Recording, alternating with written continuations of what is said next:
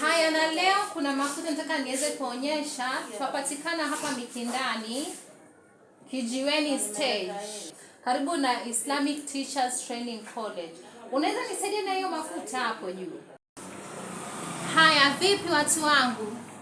Tuko hapa Shosaha Triple Pala Salon and Training. Watu wengi sana wanazunguka kutafuta mafuta haya, wanaenda town, wanazunguka sana. Watu wa Mikindani, support Mikindani.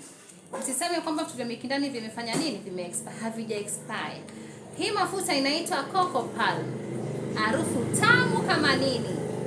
Kwa hiyo njooni hapa Shosaha Triple Pala, unashuka Kijiweni, ukielekea Islamic Training Teachers, yani utapata mafuta yako kwa bei nafuu. Ni hela ngapi mama? Na bright skin only 250.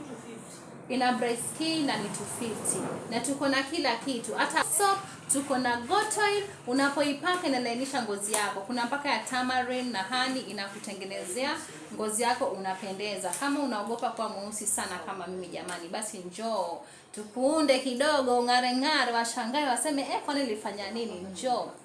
Haya, nywele za kusonga kwa bei nafuu, njooni jamani.